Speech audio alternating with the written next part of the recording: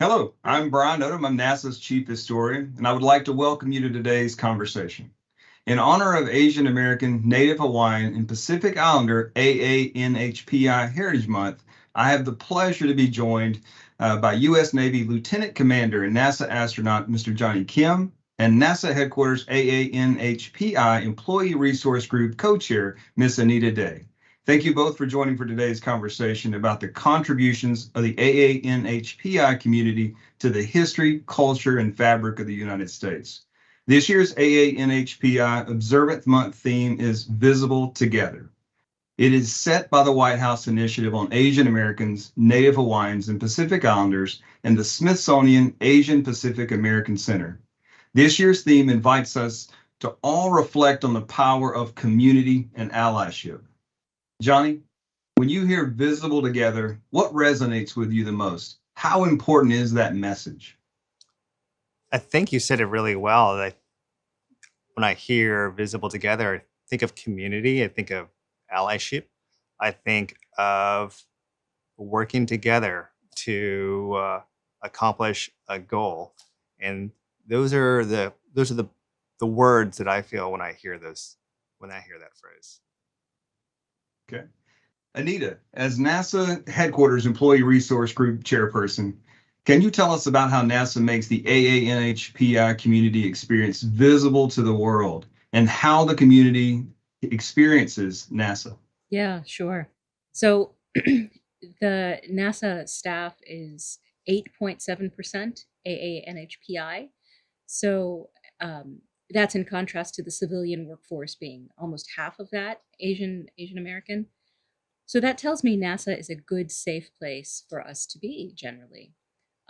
We are proud of our work. We are proud of being at NASA, but we're also proud of our cultures and our different identities.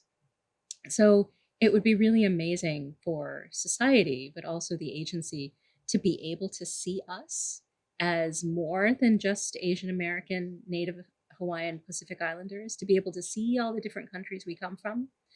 And once people are able to see us in that way as these individuals, I think it'll be easier to have us in roles of leadership as well. I said that the AANHPI population at NASA is 8.7% of the population, but we are only 4.6% of the SES and other executive positions. So, you could say there's a bamboo ceiling at NASA, but I'm very, very pleased that the agency has been working on this, and we have been working with various offices on some policy solutions.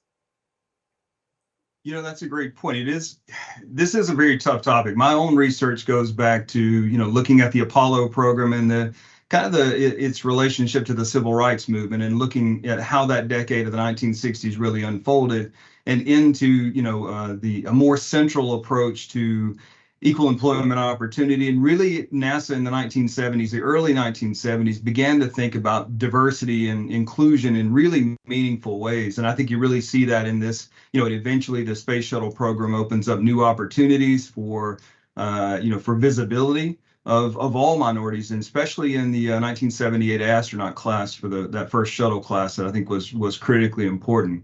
So you look at that class in particular. Ellison Onizuka was the first Asian American to fly in space. He was a member of NASA's astronaut class of '78. This was the first astronaut class to include women, Hispanics, Asians, African Americans. So really, I guess, Johnny, who were some of the astronauts during this period and maybe later that you really looked up to? And were there any AANHPI astronauts that influenced your path to becoming an astronaut? I would say when I think about my childhood, having heroes is important. We all know this. Having role models and people to look up to, having dreams as a child is really, really important. And growing up, I had a poster of the Apollo 11 crew, Mike Collins, Buzz Aldrin, and Neil Armstrong, that classic photo with the moon as their backdrop. I had that over my bed. And I thought it was an amazing thing.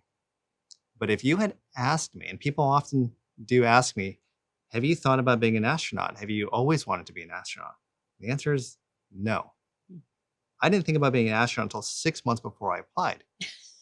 And being an astronaut is oftentimes a childhood dream for so many people. And when I think about that, well, I had that Apollo 11 poster above my bed. And I thought being an astronaut was one of the coolest things you could ever do, to be a hero and positively impact the world. But I never once saw myself doing that. And it's just as simply because I never could relate to that. I never saw any Asian Navy SEALs. I didn't know of any Asian American astronauts. And so that's just not something that I grew up thinking I could do. And it's important to have those role models, to have those heroes that we can relate to. So to answer your question, I admired all sorts of astronauts. But was there a particular Asian American astronaut that I knew about or aspired to be like? The answer is no. I wish I did. And that's what I am very proud to be part of NASA's workforce today, that represents a much more modern America with a diversity of backgrounds from all walks of life, all races, creeds, and colors. And we're all working towards the same mission of exploring space for the betterment of humanity. Good answer. Good answer. So kind of continuing that a little further. So we know that minority groups can face all sorts of stereotypes.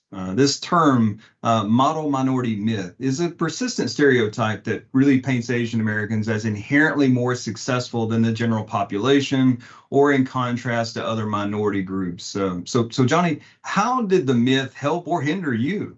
How did it help define the person you are today? This could be a really long and layered response. I'll try and do my best to articulate my thoughts around it.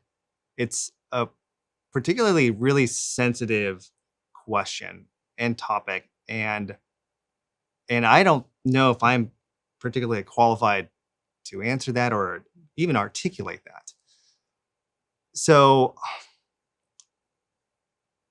no one should ever be put in a box. No one should ever have labels attached to them. And I've certainly felt growing up like I lived in a box. I had a square that I had to color inside, and I had to stay within that.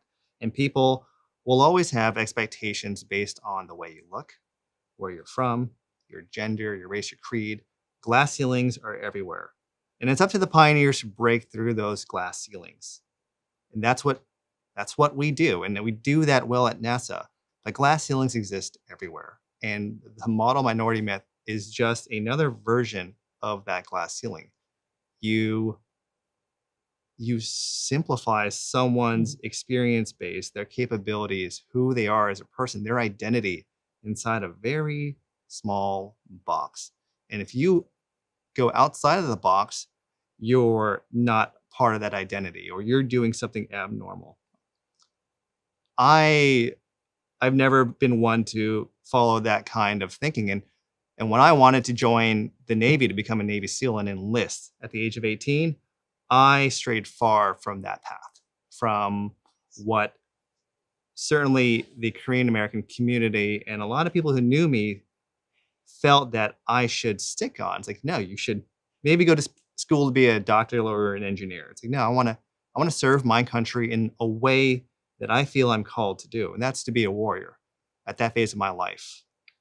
And whether the model minority myth, one thing I often hear is, oh, that's a good stereotype. Well, there's no such thing as a good stereotype. Stereotypes paint labels and boxes, and America is about becoming the very best you can be, smashing through barriers and accomplishing the best that you can. And when we do that, Americans accomplish great things. And for so many reasons is why the model minority myth is what it is. It's a myth, and it is also not very conducive or productive for Americans accomplishing great things. Excellent. Excellent point. Anita, so, coming from your perspective, would you say that model minority myth presents challenges for the AA-NHPI community in the workplace? And if so, can you elaborate and share how the community has to, overcome those challenges? Yeah, sure. But at first, I have to say that Johnny, that was an amazing laying forth of what the myth is and how detrimental it can be. Um, so, like I said, it's a tiresome myth, and I think it's so incredibly damaging to those of us who are just trying to be ourselves, for better or for worse. For a myth to say that you're always perfect is really stressful. In the workforce, though, at the workplace, it's damaging because people can use it to sweep away the idea that there is discrimination against a certain group, in this case, us. You guys are fine. You've got it covered. No, I have heard stories of people who should have been promoted and they weren't. People whose reviews should have been higher than they were.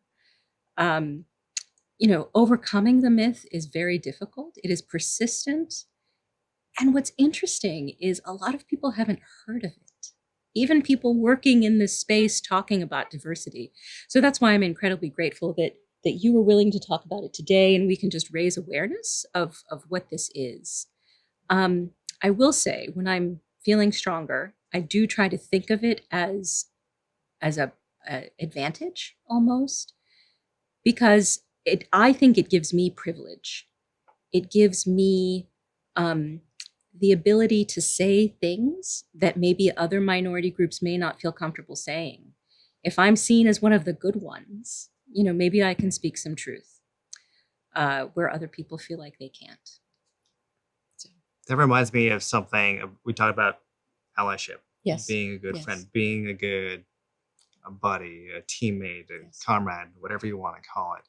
Advocation will always be stronger and more meaningful when it's coming from someone that's not you. Yes. That's not benefiting from such advocacy. Yeah. So I completely understand what you're saying when you say that. And the other employee resource groups at headquarters and across the agency have been wonderful. And we all try to lift each other up in this process. So I'm happy to use some of my voice in that. I think those, you both excellent points on that. And I think it's something that, from someone who seeks to be an ally, really something that you would take as, oh, well, that, like you said, Anita, that's a positive, right? That this can't be a negative issue. So to hear people talk about this openly and just have that conversation and really inform people of perspectives they may not have thought, that somehow that this positive stereotype can be a negative, just like what you said, Johnny, that all stereotypes are problematic in lots of different ways. So consciousness, having a conscious, of this issue, I think is important. So thank you both for that. So again, Johnny, you've got this other thing too, right? So U.S. Navy SEAL, astronaut, but we can't overlook this background that you have as a medical doctor, right? And the thing that we've all experienced together collectively over the last years is that, the pandemic has laid bare these inequalities in healthcare, in this country and definitely around the world. In addition, there's the other piece that is the growing awareness of intersection between climate action, racial equity, racial injustice that is around the world and definitely in this country, and has a long history in this country. So what is your take on the impact of these public health issues and the stress of racism on the AA-NHPI community, as well as minorities in general? So I think I could answer that question, but I think again it'd do a disservice to not recognize and just communicate. There are communities everywhere of all sorts of sizes and creeds and races that suffer from inequity. It's a pandemic, right? And there's not a single group that's more important than the other. And what's the impact? I mean, you can have a pretty long discussion about what the impact. You could just talk sheerly from the numbers. When I was serving as a physician in healthcare, the statistics just didn't lie. And for example, African American population had a statistically significantly increased risk of suffering from cardiovascular disease and not having the proper primary care physician follow-up. And you can see examples of the results of those inequities that exist everywhere. So the impacts are real. They have long and lasting negative impacts, but we're doing the right thing. That's where we're having a discussion about it. We recognize it. And those are always going to be the beginning steps to addressing that. Definitely, I couldn't agree more there.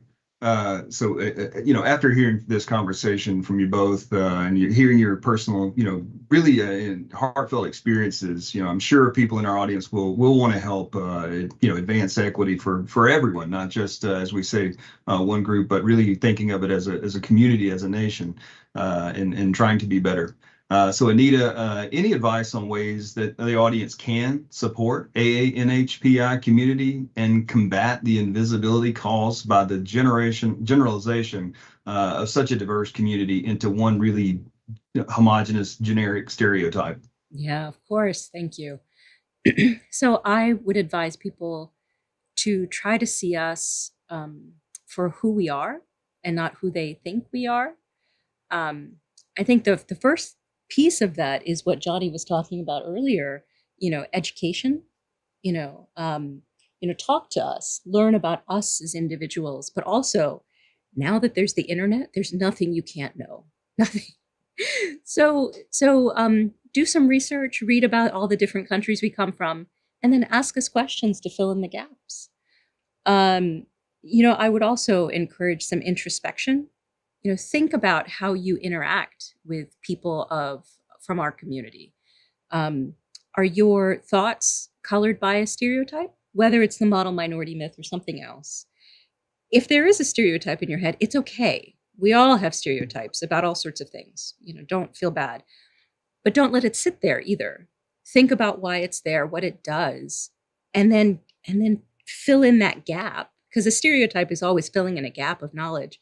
Fill it in with the education, knowing somebody or doing some reading. And finally, I would say speak up. When you see discrimination, say something.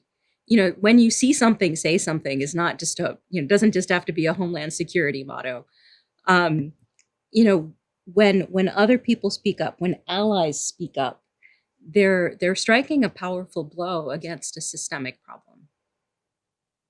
Definitely couldn't agree again. That's such an excellent point. And I hate to close this out. I really want to keep this conversation going. I think we could really talk about all these issues and really come to, really expand on it. But I'll stop there and thank you both, for sharing these insights and, on history, for gathering with us today in honor of AA-NHPI month. As being a NASA chief historian, I've got an incredibly cool job.